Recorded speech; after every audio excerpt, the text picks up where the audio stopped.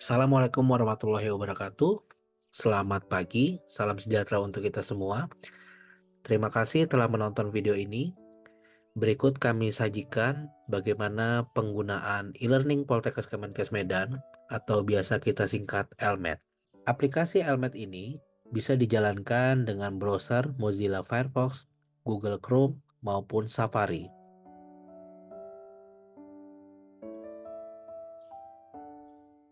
Untuk tahap pemulai aplikasi, kita ketikkan e-learning.poltekkesmedan.ac.id titik 2 80 80, lalu kita tekan enter. Setelah Anda mengakses halaman web ini, maka selanjutnya Anda dipersilakan login terlebih dahulu. Langkah-langkahnya adalah Bapak Ibu harus menuju kolom login, ya, kolom login yang letaknya di sebelah kanan pada halaman web. Kemudian masukkan username dan password Bapak Ibu. Lalu klik login.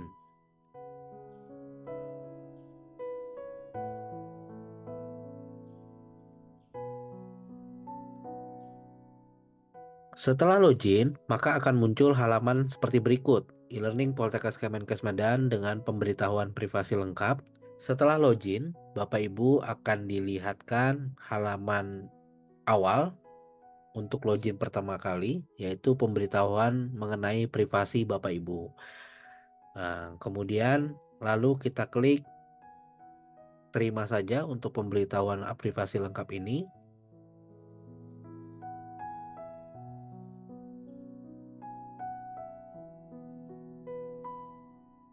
Nanti akan diarahkan untuk mengeksplor bagaimana halaman LMED ini berjalan, tapi kita abaikan saja Bapak Ibu.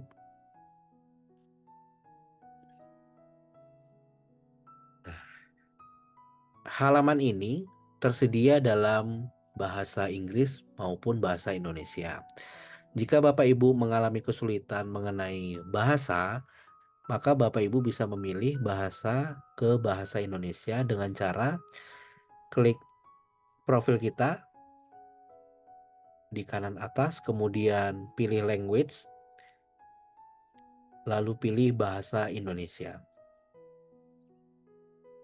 Untuk halaman LMED ini tersedia 3 menu, yaitu menu beranda, dashboard, dan kursusku.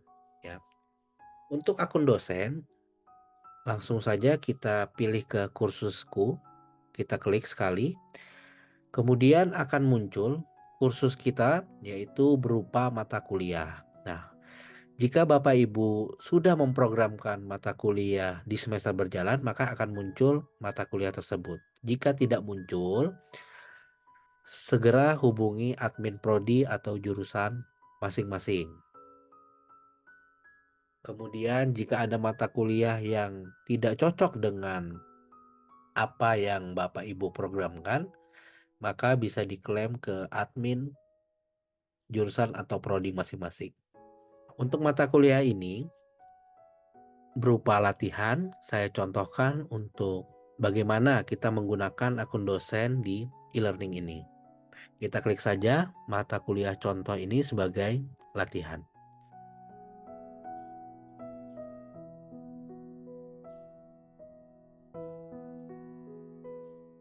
Di halaman mata kuliah ini terdiri submenu lagi, ada kursus, ada setelan, ada peserta, ada nilai, ada laporan, maupun yang lain.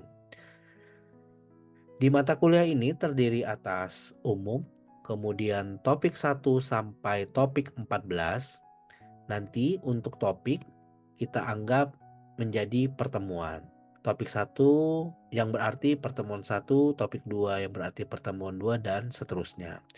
Jika Bapak Ibu merasa jumlah pertemuan Bapak Ibu dalam satu mata kuliah tersebut ada 16 pertemuan, maka silakan nanti ditambah masing-masing. Untuk ruang mata kuliah ini, Bapak Ibu sebagai dosen bisa mengatur maupun berkreasi sesuai dengan apa yang Bapak Ibu miliki. Caranya bagaimana? Terlebih dahulu kita harus menyalakan mode edit yang terletak di kanan atas. Ini kita nyalakan Bapak Ibu. Mode editnya kita centang. Kemudian halaman akan berubah menjadi halaman dengan mode bisa diedit. Kesepakatannya adalah untuk umum ini berisikan tentang RPS mata kuliah. RPS yang diupload juga harus dalam bentuk PDF dan sudah ditandatangani oleh koordinator mata kuliah maupun ketua program studi atau ketua jurusan.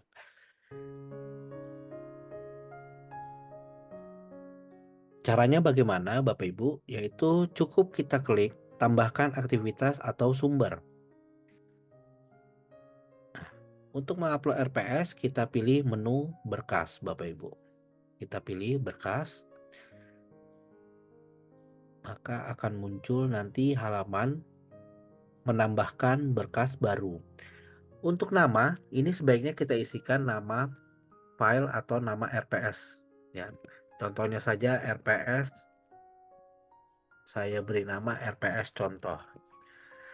Kemudian di kolom deskripsi, silahkan Bapak Ibu jika ingin menuliskan deskripsi dari file ini, file RPS ini. Ya. Jika tidak ada deskripsi atau isi tentang RPS ini bisa diabaikan. Kemudian untuk pilih berkas, di kolom pilih berkas ada dua cara. Yang pertama adalah kita ke Windows Explorer, kemudian kita tarik file tersebut di antara kotak yang putus-putus ini. Cara kedua adalah kita cukup klik icon kertas, yaitu tambah, kemudian kita lanjut pilih unggah berkas, lalu akan muncul lampiran, baru kita pilih filenya. Nah, di file ini misalnya saja saya ingin mengupload RPS contoh ini. Simpan sebagai, kita beri nama RPS contoh. Lalu kita klik unggah berkas ini.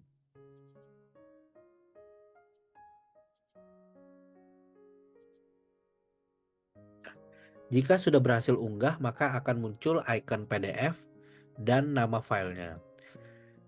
Nah, kemudian kita klik simpan dan kembali ke kursus. RPS yang sudah kita upload akan muncul di sini, Bapak Ibu. Kemudian lanjut, bagaimana kita mengisi materi, ya. Jadi kita anggap untuk topik pertama kita anggap sebagai pertemuan pertama, atau Bapak Ibu bisa merubah nama tersebut, ya. Dari yang standar tadi topik 1 kita mau berubah menjadi pertemuan 1. Lalu klik enter. Kita cukup di pertemuan 1, ya. Banyak sekali media yang Bapak Ibu bisa sajikan di Elmed ini, ya. Tentu saja dengan bantuan aktivitas atau sumber Bapak Ibu. Apabila Bapak Ibu ingin mengupload file materi sama seperti RPS tadi, ya. Jadi cukup klik aktivitas baru kita pilih berkas.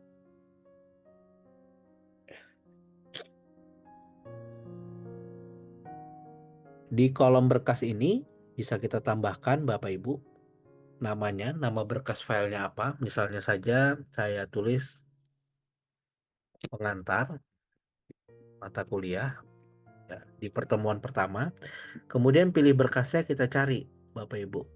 Kita unggah kembali, kita klik file, kemudian kita cari materi yang sudah kita siapkan Bapak Ibu. Misalnya saja saya mau mengupload materi, ya. Kebetulan ini saya upload saja. Misalnya saja saya ingin mengupload materi Elmed, ya, PowerPoint, kemudian simpan sebagainya, bisa ditulis nama filenya, baru klik unggah berkas ini.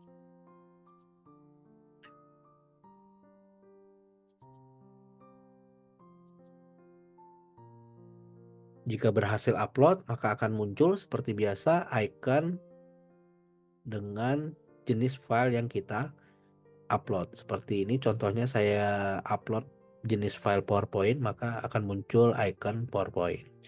Kemudian lalu kita klik simpan dan kembali ke kursus.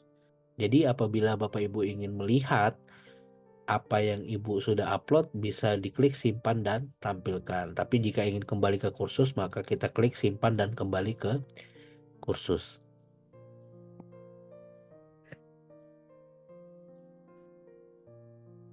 Maka di pertemuan 1 sudah berisi tentang pengantar mata kuliah, dalam hal ini materi PowerPoint.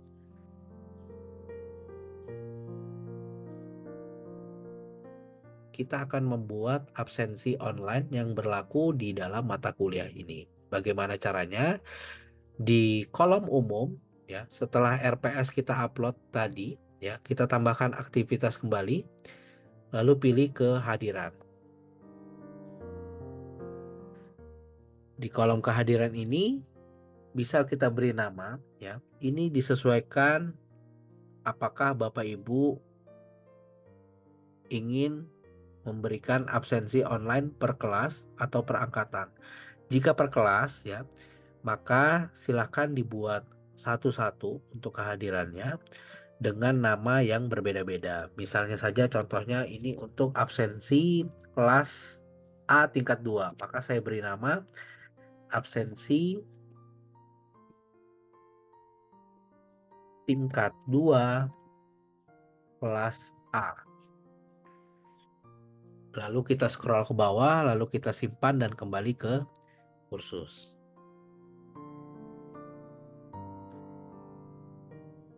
Maka akan muncul absensi tingkat 2 kelas A. Nah, ini kita klik lagi Bapak Ibu.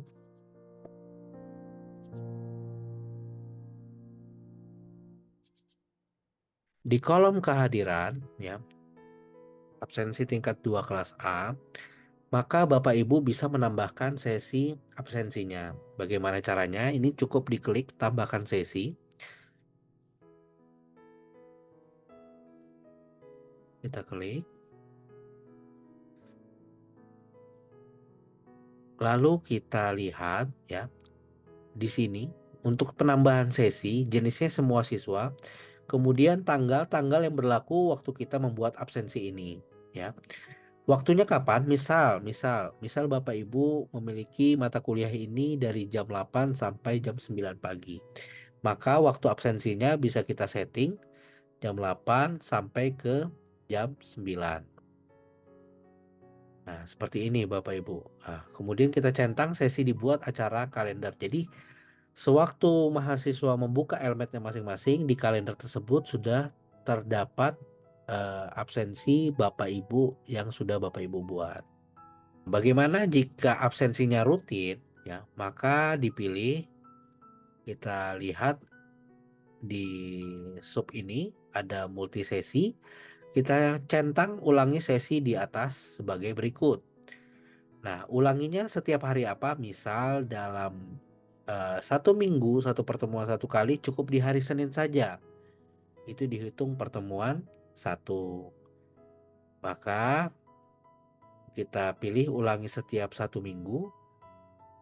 Ya, kemudian ulangi sampai tanggal berapa akhir perkuliahan itu. Nanti silakan di setting tanggal, kemudian bulannya. Ini saya pilih bulan Mei saja. Kemudian tahunnya silakan dipilih. Kemudian untuk perekaman siswa, silakan Bapak Ibu, ini disesuaikan. Jadi misalnya saja Bapak Ibu ingin mengabsen sendiri, ya, dosennya ingin mengabsen mahasiswanya, maka hanya dosen yang bisa mengabsen. Tapi kalau mahasiswanya diizinkan untuk merekam kehadiran mereka sendiri, maka kita centang izinkan siswanya ini. Baru kita klik tambahkan.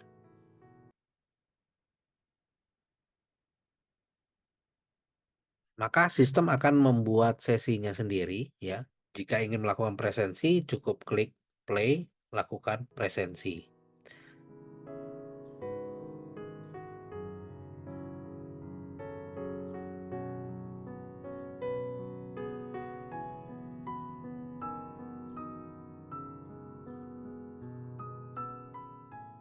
Kemudian bagaimana Bapak Ibu ingin membuat tugas kepada anak-anak mahasiswa, maka cukup klik tambahkan aktivitas atau sumber, baru kita pilih penugasan. Di kolom penugasan ini ya, nama tugasnya apa silakan tulis. Saya berikan contoh aja, tugas contoh. Kemudian deskripsinya silakan ditulis, kemudian instruksinya apa ya, nanti disesuaikan. Misalnya saja saya mau menginstruksikan anak-anak untuk mengirim file dalam bentuk paper atau makalah ya dengan format dokumen. Jadi saya tulis silakan adik-adik untuk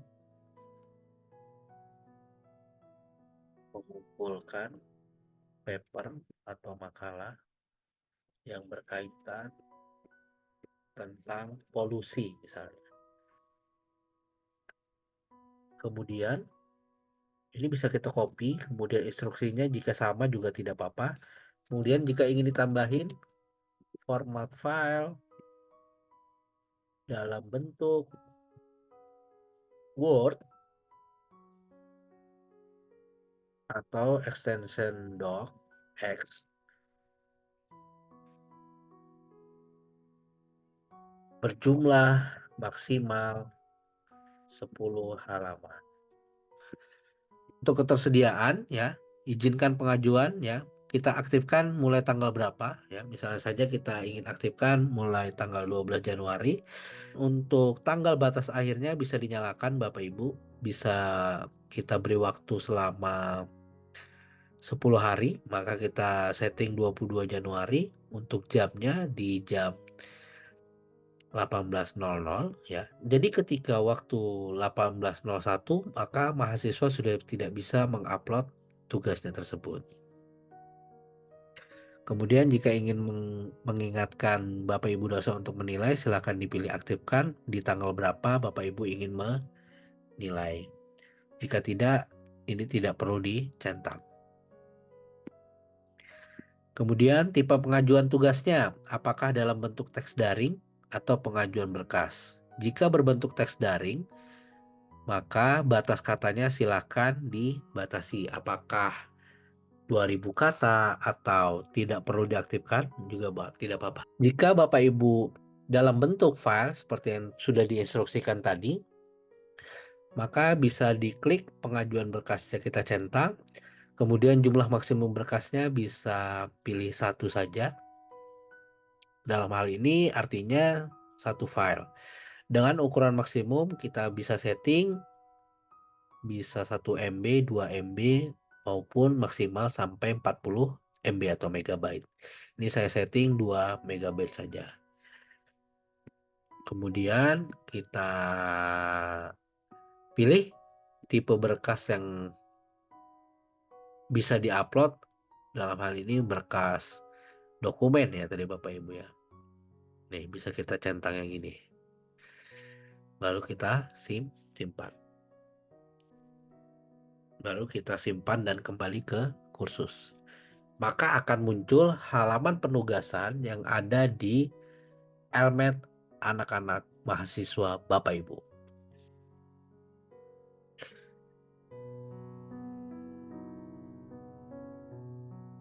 Kemudian ada beberapa aktivitas lain Bapak Ibu yang bisa Bapak Ibu coba ya. Tadi sudah kita coba upload berkas, kemudian membuat absensi online, kemudian penugasan. Kemudian Bapak Ibu bisa juga coba kuis. Kemudian Bapak Ibu bisa juga coba obrolan jika ingin chatting bersama antar dosen mahasiswa maupun antar mahasiswa. Kemudian apabila Bapak Ibu ingin menautkan link URL bisa pilih URL ini, kemudian menautkan link Wikipedia bisa ini. Kemudian jika Bapak Ibu ingin menautkan link video atau YouTube ya bisa memilih basis data atau area teks dan media. Mungkin itu saja yang bisa saya sampaikan untuk penggunaan Elmed dengan role atau peran sebagai dosen. Sekian dari saya, terima kasih. Selamat pagi. Assalamualaikum warahmatullahi wabarakatuh.